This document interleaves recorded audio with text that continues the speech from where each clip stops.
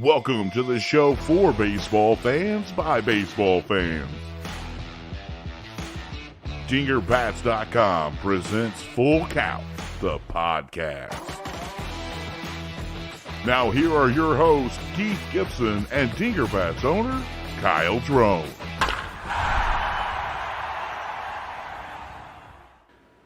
Welcome everybody to another edition of Full Count on this Saturday morning. It is Labor Day weekend. Thank you for joining us.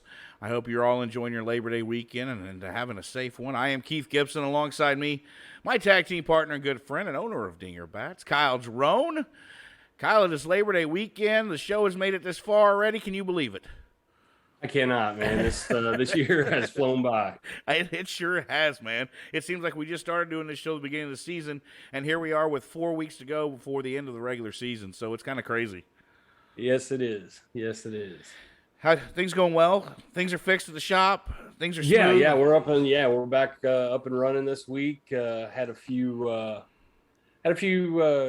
guys out at different times. They had some protocol issues at school where their kids didn't get COVID, but someone in the school did. They were exposed, so they had to quarantine. Therefore, it's kind of been something to negotiate around, but the guys have been great as far as like a couple of them been coming in at night, picking up extra hours, things like that. So we're doing all right. Just a little unconventional, but you do what you got to do. That's right. Hey, you get some good workers there. Kudos to them. Oh yeah. I couldn't ask for a better team. And, hopefully everybody's healthy and they get through it and, we can continue back to normal. But yeah, I'm blessed to have the guys I have and gals. Good call. And a great wife, right? Yeah. Me too. Hey, we got a lot of things to cover today. I mean, a whole giant list from everything from MLB's proposal to the Players Association. There's more details coming out about that. We'll get to that here in a little bit. We're going to talk about, as we spoke about last week, the 300 win club. We'll start out with that here in just a few minutes. We'll talk about the Dodgers now right there at the top of the NL West. We'll touch base a little bit on that. And we're going to get Kyle Drone as a Cardinal fan's thought on what the Cardinals should do with Alex Reyes. So that's a big question, and one I want to hear his opinion on here after a bit, so stay tuned for that. And we'll also talk about the Mets, because the Mets are doing Met things this week, so it's always fun to talk about them. But we're going to get started, Kyle Drone, by going around the horn and talking about the 300 win club. Last week we talked about 500 home run club and how prestigious that is. Do you know how many members of the 300 win club there is in Major League Baseball? Ooh, that's a good one. I'm going to say 60. How many? 60. 24. Wow. Members. I knew it would be low, but I didn't think it'd be that low. I didn't either. I thought when I was starting to do some research this week, I was a little surprised that it was that low. And then, here's a trivia for everybody, and I'll give you the question, and I'll let you take a guess, but I'll answer it later in the show. How about that? Okay, that sounds good. Who is the only member of the 300 win club not in the Hall of Fame? Ooh. Glavine? I'll answer it later in the show. Tell you that. Just you think on that the rest of the show. Okay. All right, so what's crazy is there is only one of 24 not in the Hall of Fame, and he needs to be there. But Cy Young, of course, the most wins ever for a pitcher, 511, right? Which will never be touched. No, never. Walter Johnson, 417. You've got guys like Warren Spahn, 363. Digging in a little deeper, guy I've never heard of. I'm just gonna be honest. Kid Nichols. 362 win. Ever heard of the Kid Nichols? It does not ring a bell, but I will not forget him now. The youngest to join the 300 win club at the age of 30. Wow. Yeah. What decades were those? That was the early 1900s. Yeah, I was gonna say. Yeah. The most recent guy who has joined the 300 win club, though, the big unit, Randy Johnson. Did it back in 2009. So it's been 12 years since we've seen anybody join the 300 win club, and I don't know if we'll see one anytime soon looking at some numbers. Right. You know, or ever really the way, unless, in my opinion, they change the length of what they do in a ball game. Let's talk about that a little bit because you kind of mentioned that last week. Pitchers are going, starters are going 5, 6 tops anymore, leaving it to a bullpen. Will we ever see the day when you see pitchers out there throwing 300 innings? When you got guys throwing, 8, 9? The special ones, I think you're going to. I mean, you're seeing Cole go deep. You're seeing Wainwright go deep. The veterans that, demand it maybe from the club, maybe because of their status, they can, argue being pulled or something like that. I don't know. And then you're going to have the phenoms that can do it like a Garrett Cole. I mean, I would put him in that category, and a DeGrom, guys like that, when they're healthy. But I feel like for whatever reason, they feel like this is the statistical best way to go. 5 innings, then throw it to the bullpen, which I don't like at all personally. I don't either. I agree with you. And what I'm seeing, especially this year, is bullpens aren't as strong. You're seeing a lot of guys leave with 2-3 run leads as a starter, maybe after the 6th, but they're not picking. They're either getting the no decision or they're not getting the win. Right. And so it makes it even harder to pick up win after win after win to accumulate. That's why this club, after I looked at this so deep and researched this, I was so surprised how short of a few of members, not short, but few of members there were in it. And now I'm thinking, man, this is pretty prestigious right here to get in this club. Right. No, it really is, and it's going to be fewer and farther away for anybody to join it again, if anybody ever does. It may be 250 is the new 300, in the future, the way things are going, and that's going to be hard to reach. But kind of back to what we were talking about, handing it to the relievers so early. Most relievers are 2-pitch pitchers. It doesn't take long for the batter to realize, it's either going to be the fastball or the breaking ball or the fastball or the chain, whatever it is. And if you're not perfectly locating, they're going to get on you a lot quicker than a starter that found his groove. Starters usually get stronger as the game goes on. Not every case, but, if they're on that night, and it blows me away. You have a 3-1 lead. You're in the 5th inning. You give up a base hit. Boom, you're out. I'm like, I don't get it. Give the guy a chance to get out of it. Well, a great example is this week, Blake Snell, 7 innings of no-hit baseball. His pitch count was up there, but then you pull him. Kyle Drummond, if you're a manager of any ball club and a guy is cruising along like that, even though his pitch count is high, he's got a no-no after 7. In the 7th, are you pulling him? I got to let the pitcher make that call. Exactly. And that pitcher's not going to come out. It's sometimes once in a lifetime opportunity, and you may not get it. At least let him go till he gives up a hit. In that instance, I understand because you're 7 and on, but the 5th inning is where I struggle with it. No, agreed. Agreed. Yeah. So a little research here. Some of our generation players who were in that 300 home run club, we're talking, Nolan Ryan. 300 win. 300 win, yeah, thank you. Sorry. Yeah. 300 wins. Tom Glavine joined it at 305. Randy Johnson's at 303. Then you got guys like Steve Carlton, 329. Mm-hmm. Phil Necro, 318. Tom Seaver. Gaylord Perry's in the club. Of course, Greg Maddux at 355. I love the way Greg Maddux pitch. I could sit and watch Greg Maddux pitch a ball game every day of the week. Yep. So then I looked at who's active. Who's active and who's close? Well, there's not a whole lot. Justin Verlander at 38 years old. Now, he set out last year, most of last year and this year so far with elbow injuries. Mm-hmm. At 226, he is the active leader in wins. Even if he gets 20 wins a season, he's got to pitch at least almost 4 more years. Right. I don't see him doing that. I mean, he's in great shape, but I don't see him doing that. Do you? No. Zach Greinke next in line at 37 years of age, 219 career wins. Mm-hmm. I don't see that happening either. No, I don't. And this kind of goes back to my other point where I think they'll get to 250, a little bit above. 250, 265 maybe. 250 is going to be the new cutoff for automatic Hall of Fame because they're going to be Hall of Famers, those two guys. I'm not sure, Kyle, that 250 is maybe even higher than you think. 200 may be the new.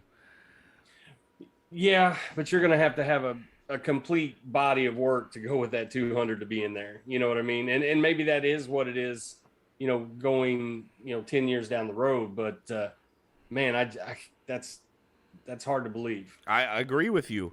John Lester, 198. Max Scherzer, 187. Mm-hmm. Clayton Kershaw, 184. Now, he's the youngest in this list of 6 guys here at the age of 33. Okay. So, Kershaw, if he pitches another 6 years, 20 wins a year, he's got a chance. Right. That's even getting 20 wins now is tough. Yeah, it's very difficult. Who are do you happen to know who the league leader is in wins? I don't right now. I know it was Kyle Hendricks at one point in time, but in the National League, but I do not know right now. But it's virtually a lot lower than it used to be at this point in the season. Oh yeah, you used to have guys with 15, 16 wins this point in the season, 17. Yeah. I saw a stat. The pitcher, I'm drawing a blank on his name. The American League pitcher of the month was 1-0 with, had a great strikeout and had a great ERA, but I got to believe that he was winning more than one game if he got 4 or 5 starts, because on the flip side of that, Waino was the National League pitcher of the month last month of August, and he was 5-1. So the American League pitcher was 1-0 for the entire month and got pitcher of the month. And I can't even, it's bothering me that I can't think of it. But anyway, that shows you that bullpen probably, I don't even know, he only got 1 win out of that. And I'm pretty sure if you're going to get pitcher of the month, you're going out with the lead most of the time. Right. So you got 4 or 5 no decisions, or the bullpen took a win away from you. Yeah. Yeah. Waino's the next guy. He's got 180, just turned 40 years old, and I don't see Waino pitching another 6 seasons. I'd like to see him get 200. I mean, that is a feat. You know what I mean? It's like getting, 400 home runs. It's not 500, but it's still pretty impressive. It is. But regardless, he's had I think in my mind, a Hall of Fame career. I really do. I think he will. I don't know that he'll get first ballot, but he'll because I don't know that he won a Cy Young or anything like that. And you've got Greinke's got 3, Verlander's got 2 or 3, plus whatever. But Waino's got the postseason experience, right? And he's got saves too, and he was very versatile and a leader. You got to look at that side too. And I think, and I'm going to bring that up when we talk about Reyes later. Okay, sounds good. We can talk about that. And so interesting to think about. Have you thought about that yet? Who's the only one not to make it in the Hall of Fame? Well, I was going with Glavine, but I just don't remember him being inducted until now. I just do. But was it one that you listed in the names? It wasn't. Okay. Is it an active player or not active, but still active on the voting? Still has a chance? I think last year was his last year. Oh, wow. You ready for it? Yeah, give it to me. All right. The only player. Mike Mussina. No, he's not even on the list. He didn't get 300. He was at 296. I thought the same thing. He was close. He was close. The only member of the 300 win club not in the Hall of Fame is Roger Clemens.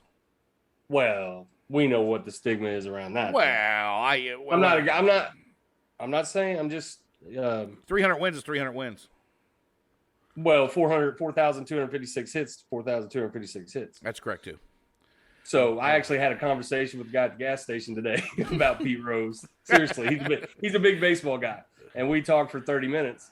And he was like, "What? You think he'll ever get in?" I said, "I think he will, but I don't think they'll grant it while he's alive." You know what I mean? Agreed. And he deserves it. He should be a Hall of Famer. He said, "What about these steroid guys that are getting in?" I said, "Well, they never admitted it. Whether they did it or not, they never admitted it, and Pete admitted it, and that is why I think he's blackballed for his lifetime anyway. Shouldn't be that. I agree. No, I mean he's the greatest hitter ever. You can't argue that. I mean, unbelievable. 4,000, not just 4,000 hits, which will never be, as we're talking about milestones, will never be touched again. You know, he's 4,256 or whatever it was. Right. Yeah, it's crazy. It's crazy. He should be in the Hall. But interesting that Clemens was the only one not in the Hall of Fame. So that is. What did he end up with? 3 what? he ended up with, I'm going to get to my notes here. Okay. Roger Clemens ended up with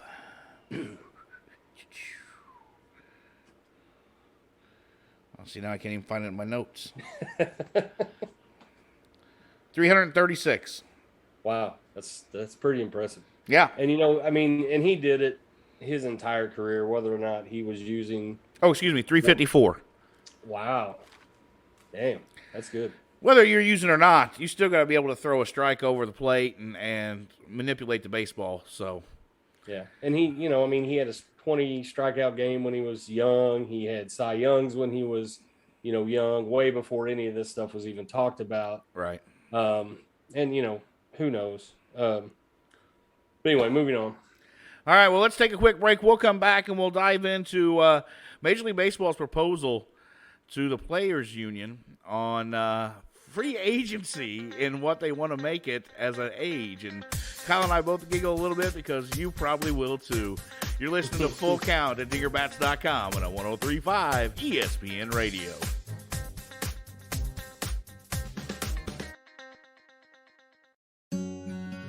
Kester Homes is your full-service real estate team. They work all of Champaign County and a full 60-mile radius around. What really sets Kyle, Tiffany, and their team apart is they work with home buyers, home sellers, and build new construction homes. So they really are seeing all angles of the real estate industry, from existing homes, investment properties, and new construction. Contact Kester Homes at 217-390-5953 or visit online at kesterhomes.com. That's KOESTER homes.com. Kester Homes is a licensed real estate broker with the Keller Williams, the Real Estate Center of Illinois.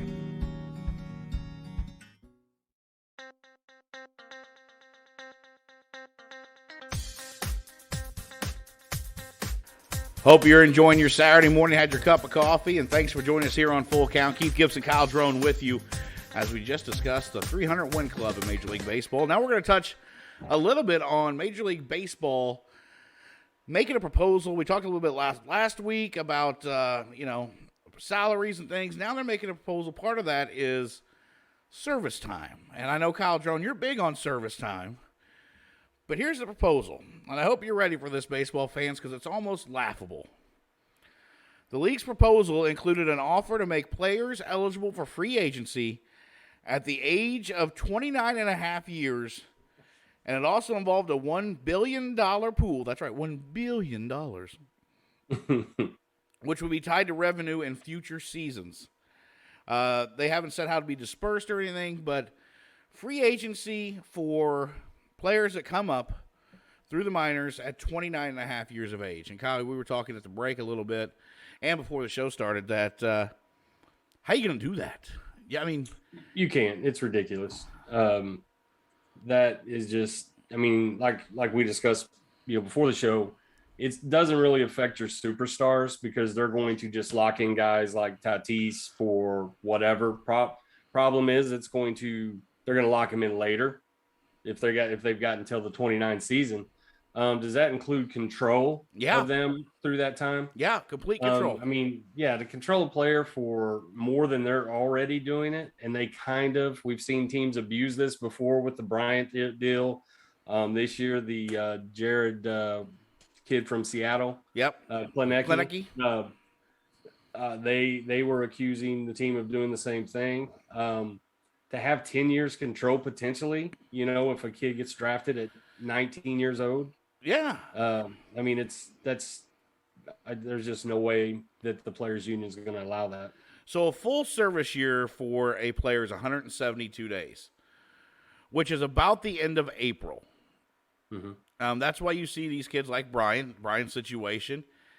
If they come up after that kind of cutoff, the teams get an extra year of control over him. Right. So Chris Bryant actually should have been, honestly, and we all know this, a free agent last year. Correct. And Klinicki was the same way this year with the Mariners. That's a big part of the controversy with them. yes, teams are abusing this. They are, and something's got to get fixed about it. But 29.5 as Major League Baseball gets younger, in my eyes, you need to drop that down about 3 years in my eyes, maybe 26.5. Give these guys a chance to make some money. I agree. Yeah, I just don't. That's way too much control. I also think there might need to be a cutoff or a more firm cutoff than that service time. Like if you don't bring him up now, you can't bring him up till September. You know what I mean?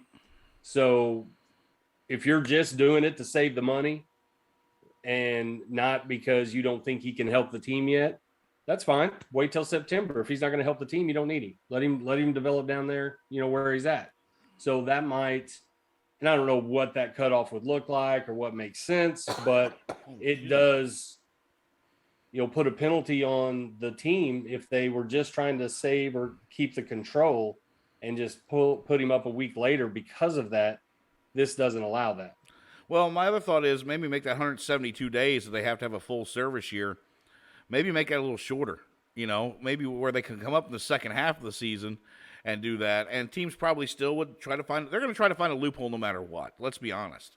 Well, yeah, every time you make a rule, somebody's going to try to find a way around it. I get that, but and you're not going to be able to control them all. But that would be one way I can see that would affect the team, even on a financial level. Because Bryant coming up, wasn't he first overall pick? Second overall pick. John Gray. So yeah.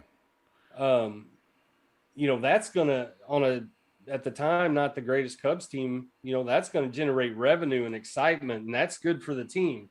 So had they had that penalty or that, well, if you don't bring him up by that time, you can't bring him up until later in the season, maybe they would have changed their mind. Agree, because that's the difference between it was 15, correct? That's 2015. Mm-hmm. That's the difference between if you can't bring him up till later in the season, probably 20 wins, at Yeah, least. possibly. He was rookie of the year. That year anyway. Right. And then 16, he won MVP. Mm-hmm. So, yeah, I'm all for, and they want to take out arbitration too. That's what that $1 billion pool's for, is to help teams pay a higher salary for these guys who are performing. And so. Well, now I don't understand. I mean, I understand arbitration. I'm not 100% sure on that because the ones that are performing bring up that market value for the ones that aren't performing. Right. So teams are forced to. I do have to, take the team side on this. There's a lot of players that don't perform at that market value that are getting paid that market value based on where they set the bar that year. You know what I mean? Mm-hmm. So I don't know about getting rid of arbitration because that wouldn't be fair to the players, but I also feel like the market value should be valued a little bit differently. I agree with you. I like the arbitration process. I like, if you can agree on a salary between, club and that of a guy who's going to arbitration, then it should go to somebody who said, all right, well, here's the market, here's what we think, and somebody outside of the organization and the players union. That's why I like the arbitration process. Right. You don't see many go to arbitration anymore because teams don't want to do it because 9 times out of 10 they lose money. Correct. So yeah, if they can get that done without arbitration, absolutely. We don't see my other thing is some of these guys, it's getting so young in Major League Baseball that why I know teams want to control these guys, but that, as you said, get them locked up like Tatis. Maybe not 14 years and $340 million. Right. But maybe, that's 5, 6, 7 year deal for 70, 80 million or even 100 if he's, a great prospect that is going to be there. I would rather see them do that than keep them under control and these guys not making the money they deserve. You look at a guy like Wilson Contreras making $1.1 million this year. Mm-hmm. On the open market, Wilson Contreras is a $8 to $10 million catcher a year, right. if not more. But right. I think he's right there, that $8 to $10 million catcher. So he's losing out because he's under team control. I would rather have teams have less control over these prospects in a shorter amount of time. And that way, if you want to lock them up, then you're going to have to pay them. Right, and you're going to have to do it sooner than later. Right. Because as they say, he has that big year before his final year, then his value goes up. So you lock him down you need to lock him down based on potential, and it's a gamble. But 40 million for 5 is a heck of a lot better than 150 million for 7. Correct. Look at Ronald Acuna Jr. Probably the best player of team-friendly. One of the best team-friendly contracts out there. But they were smart and locked him up early. Well, let me bring up Marte, and not just because he's one of our guys. I mean, look what he's doing out in Oakland. I mean, he's amazing. He's going to make some money, Kyle. Yeah, Pirates locked him down for like 5 years, 50 million or something, or 5 years, 42 million or something. I mean, it was a very team friendly deal as well. Yeah, and he's having a great season out in Oakland. He's a free agent after this year, and he's gonna get his pay. That's the thing. If you lock these guys down early, they're still gonna get their pay. So you're either gonna have to pay for them if they do produce eventually, right? Or if they don't produce, you're not out a whole lot of money. And that's what I think. That's what Major League Baseball should look at is shorter term of keeping these guys under control. And if you want to lock them up, that's on the team. That's a team deal there. So that'll be interesting to see. Speaking of teams, we'll touch base a little bit here before we take another break. Dodgers taking over first place in the West. You said it all year long. You were just waiting for it. Dodgers Giants tied right now atop the division. I'm not surprised at all. I mean, I'm not. I'm not either. I'm more surprised that the Giants keep plugging along the way they do. But I've got a chance to watch him play a couple times this week, and man, they're just a sound baseball club. They just don't. It's the pitching. That bullpen keeps them in every game. What they're lacking right now is they're missing starting pitching. Cueto was out. Yeah. Alex Wood's on the COVID list right now. They got DeSclafani back. And he's probably been one of the better pitchers in all of baseball for the Giants, and a guy who the Reds gave up on, and here he is in San Francisco having a tremendous year. He's going to be making some bank as well. Who is the pitching coach out there, by the way? Do you know?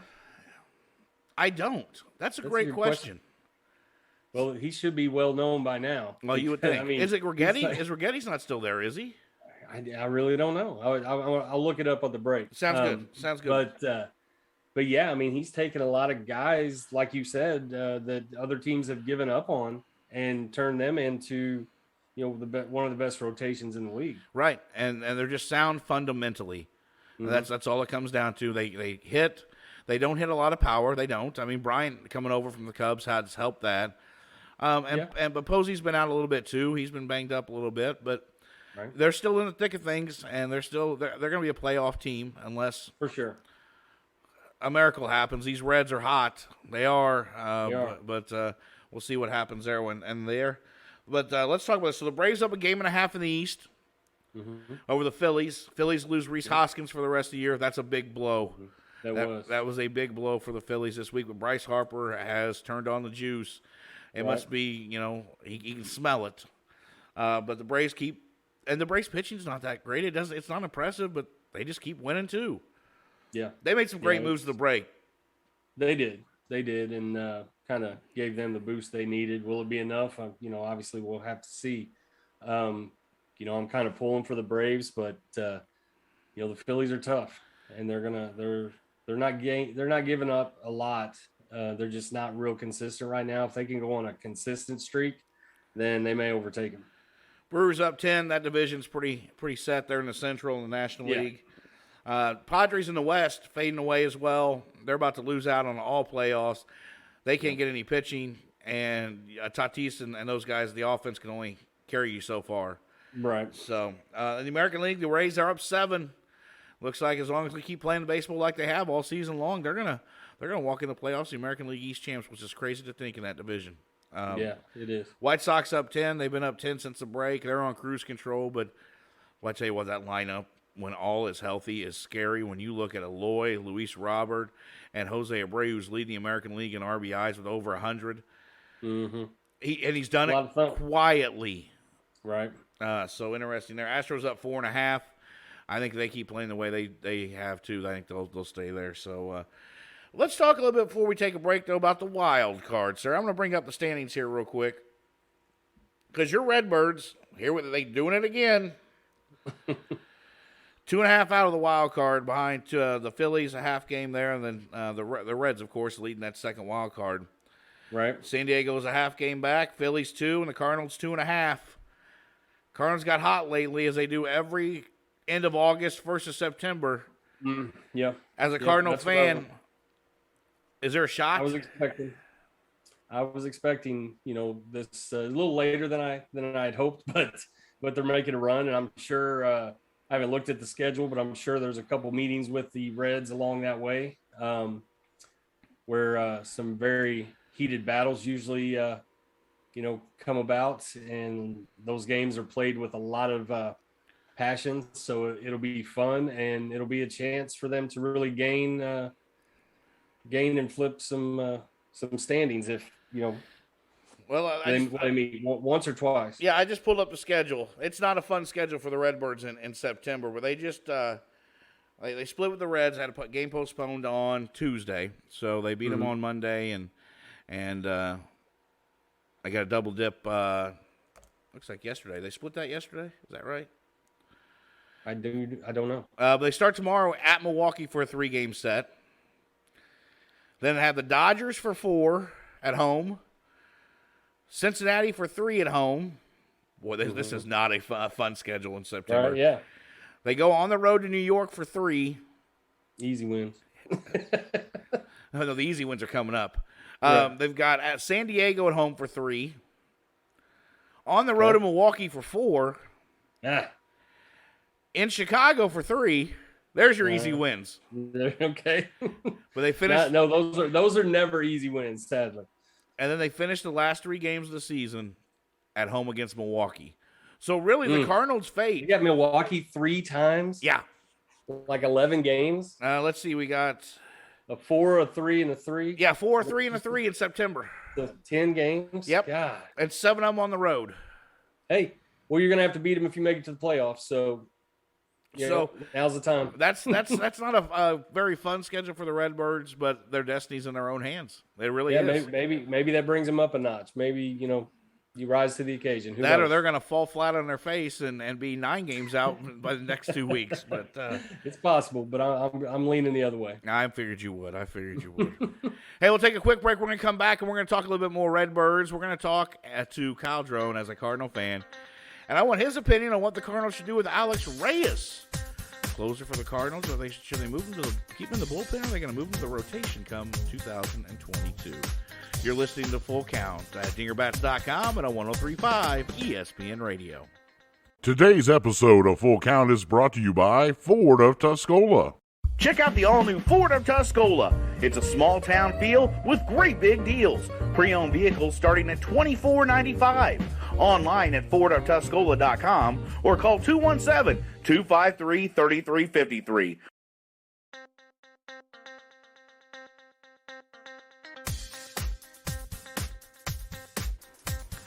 Back here on Full Count on a Saturday morning. Thanks for joining us here at dingerbats.com, on our Facebook page, Full Count the Podcast, or at 103.5 ESPN Radio.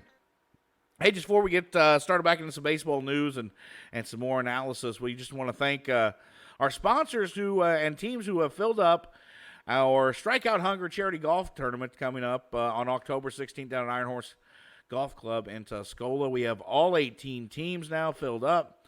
We have great sponsors, and looking forward to that fun day and giving back to the Eastern Illinois Food Bank and feeding our kids of Central Illinois. And I'm pretty proud of what we've accomplished so far, Kyle, and looking forward to that day. It's going to be a lot of fun. I get to play golf with you and your old man. My old man will be there.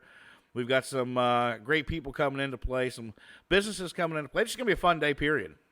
Yeah, absolutely. And I've got to thank you because you've done a great job getting all those sponsors. Obviously, I haven't been able to help too much up in that neck of the woods, but I appreciate it. Well, thank you, sir. I appreciate that. It's been fun. I enjoy doing this, and always fun to give back, especially this time of year, because there's going to be a lot of needy families that need to eat.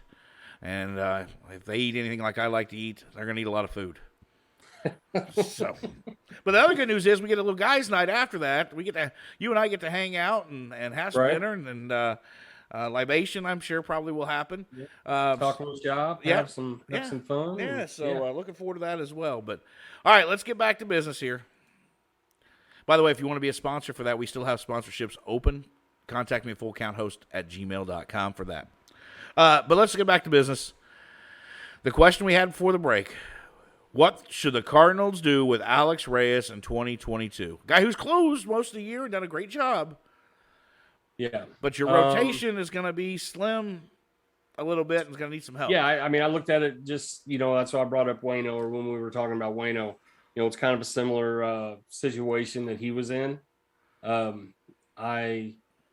I think ultimately you drafted him as a starter, and that is what the long-term goal was. And, he's had injuries, and maybe doing the bullpen this year to kind of get him back into the swing of things was the best way for him. But I think ultimately you put him back as a starter, especially if you've got Waino for one more year to help guide him through that first full year of a healthy, hopefully, being part of the starting rotation. The Cardinals bullpen has been Schild has done a great job of just kind of piecing it together, if you will, because it's not been great all season long. And Reyes has kind of been that anchor at the back end. And when you just said if you have Wainwright one more year, you put him in the rotation. I mean, that's my thought. I mean, that's where you're wanting to put him anyway. And who better to help him along the way in his early years, and, hopefully Waino stays on the club in some capacity as a bench, some kind of advisor, down the road. That's a different story. But watching him compete, and do his work is nothing but good for a young pitcher. Agree with you, but I will disagree that if Waino's on for one more year, I think Alex Reyes should stay as a closer. And here is why. You're going to have Flaherty back next year. You'll have Waino back. You've got a rock solid 1-2 there. Mm-hmm. You're going to get probably Mikolas back. Maybe, I don't know. Maybe he'll throw more than 4 pitches. I don't know. That's not funny. It's not, but I feel bad for the guy, but it's truth. Yeah. Kim, you don't know what you're getting out of him. I really thought when some starts, he's either on, and when he's on, you're not going to get hit. Right. But he's just not consistent enough. The Cardinals need some more rotation help. Agreed. But I think you're going to find where a back end of the bullpen, a guy who can close, is going to be harder to find than a rotation piece in the offseason. You think so? I do. I guess it depends on, we don't know what kind of starter Reyes would be. So let's say he's a 15-game winner. Then I have to argue with you, what's harder to find, a back-end closer or a 15-game winner? So, but we don't know what that is. Right. So I see what you're saying, and I don't know what the market looks like. And it's very, very hard. There's only been, a handful of people, closers that are just mainstay closers for their career. So yeah, I can see that.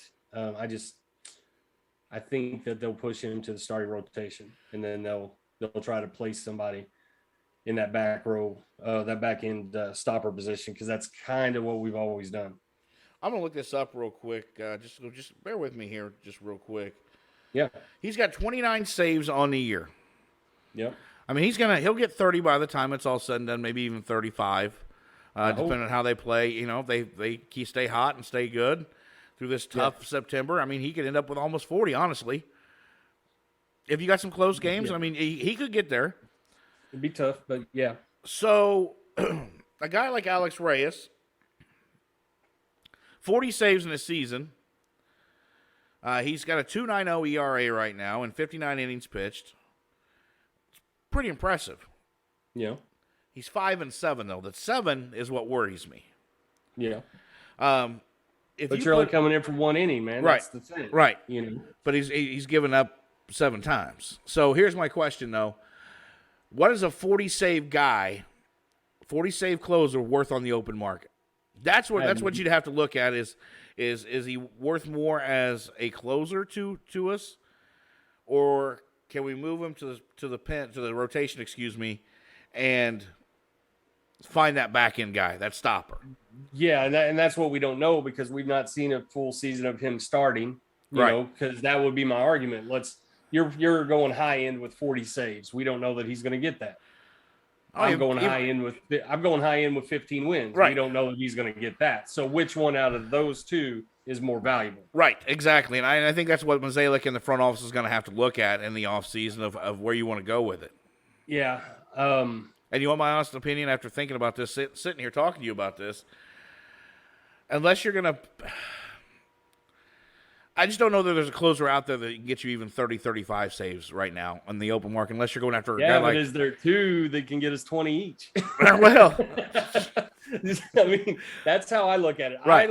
I've always looked at the front end because you don't need a closer if you ain't winning the game at the end of – if you're not leading at the end of the game. So, to me, front-end pitching is more valuable and harder to come by because most teams have 1, 2, and then 3, 4, 5 is just kind of whatever.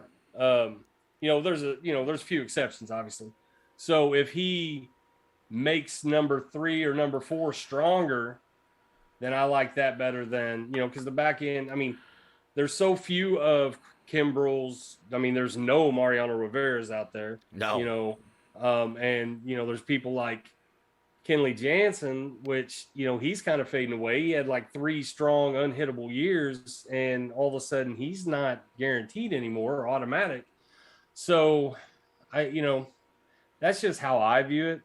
Because if I can hold him down in the front, my team has more chance to score. Then we don't really need a closer as bad as we do if we're neck and neck every game. I mean, I guess that's another way to look at it. So I don't know. I'm going starting pitching is more valuable to me. But we'll see. What do you think?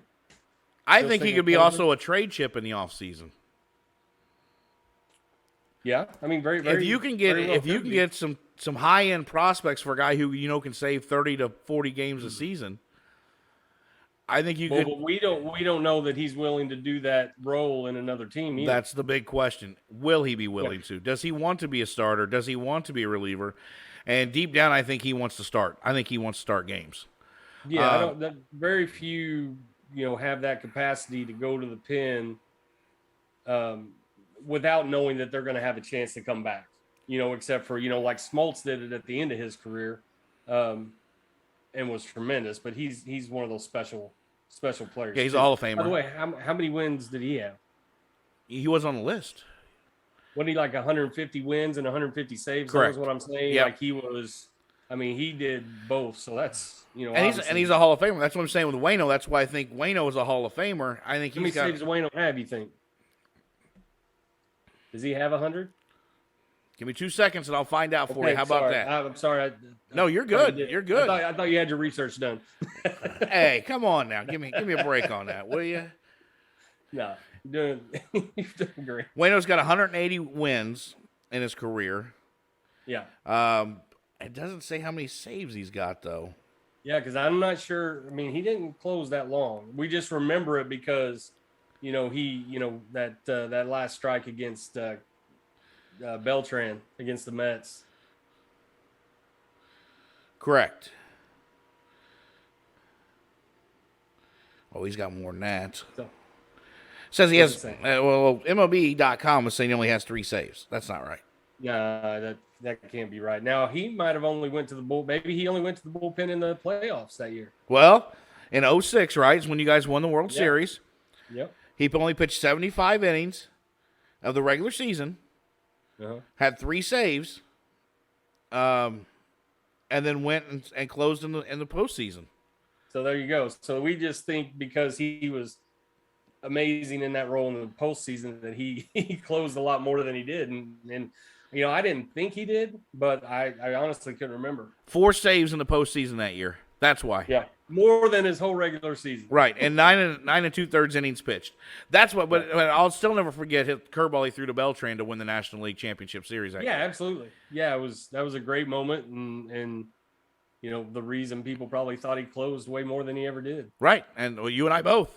I really thought he had a lot more saves than that. But So anyway, it'll be something we need to keep our eye on this offseason.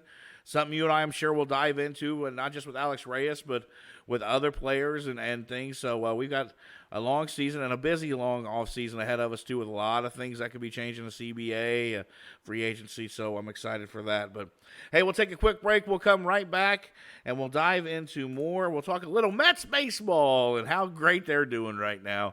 And ladies and gentlemen, I am being sarcastic. So stick with us here on Full Count at dingerbats.com and on 103.5 ESPN Radio.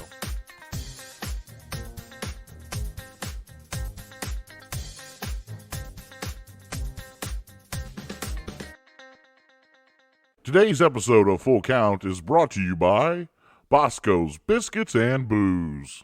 If you need the taste of Southern Illinois, then visit the all-new Bosco's Biscuits and Booze, home of the world champion daily special.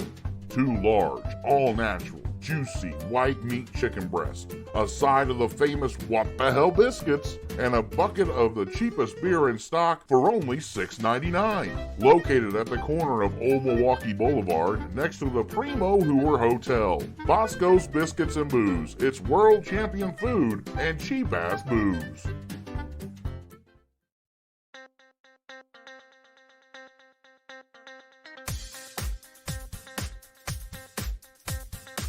Keith Gibson, Kyle Drone back with you here on another episode of Full Count on a Saturday morning. Happy Labor Day weekend to you. We hope you have a lot of plans going, and remember to what Labor Day is all about.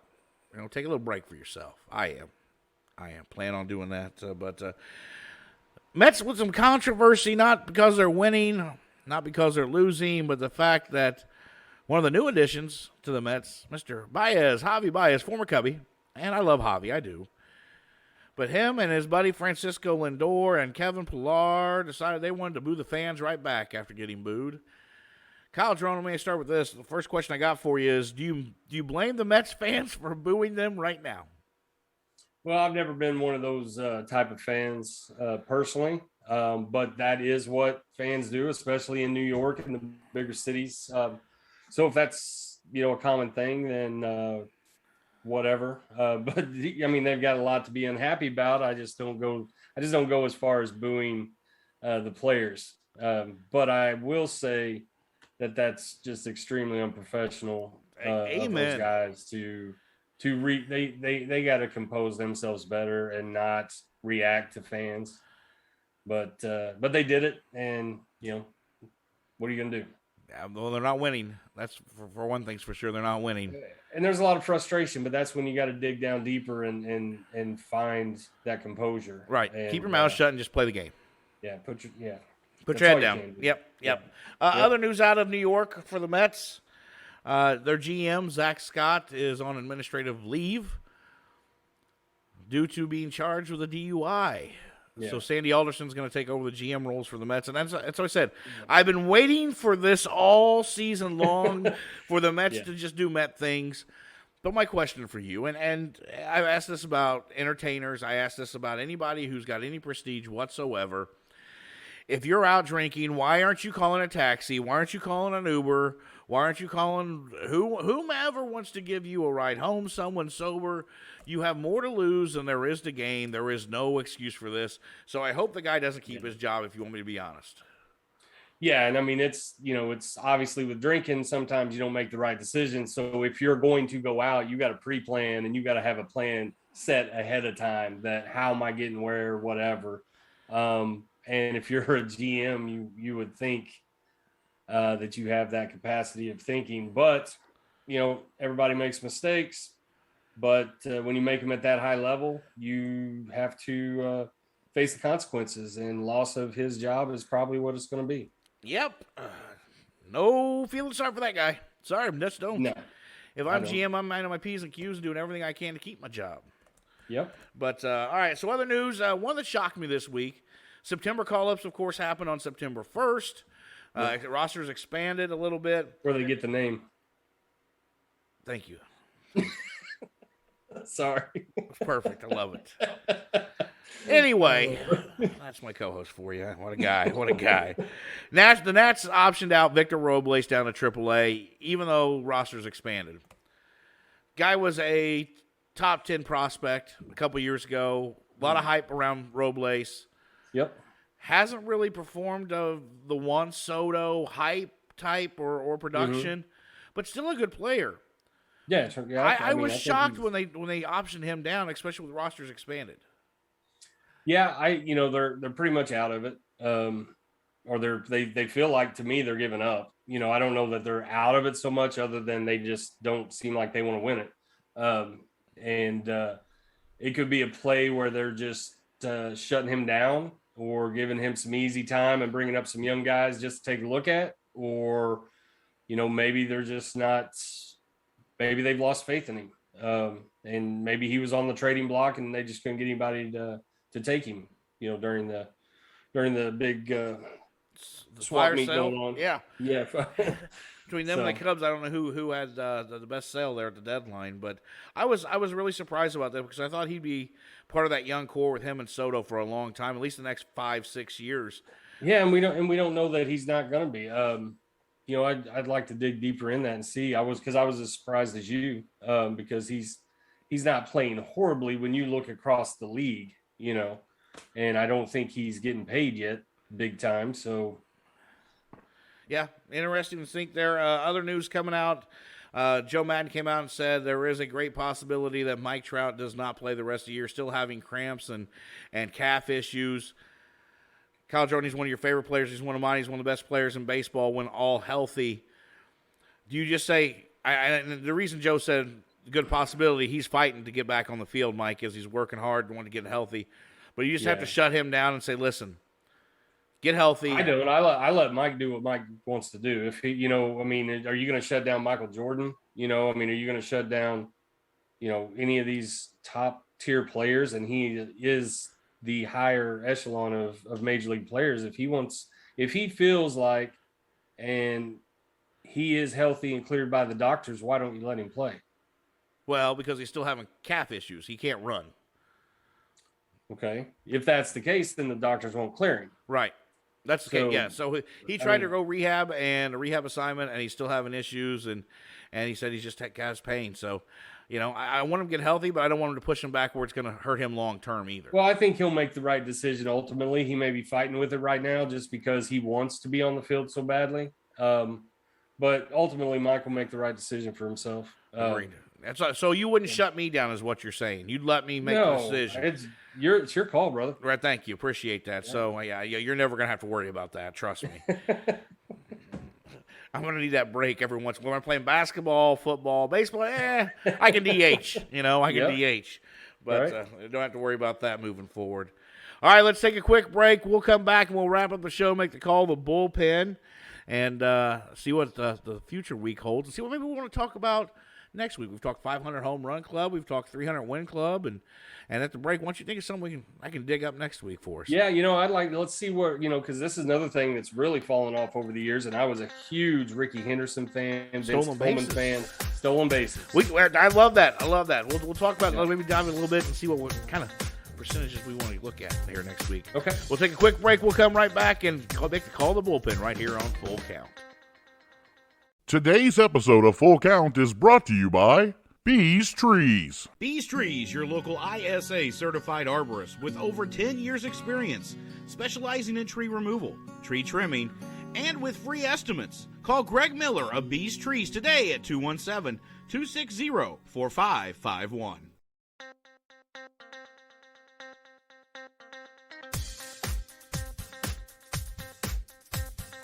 Wrap it up.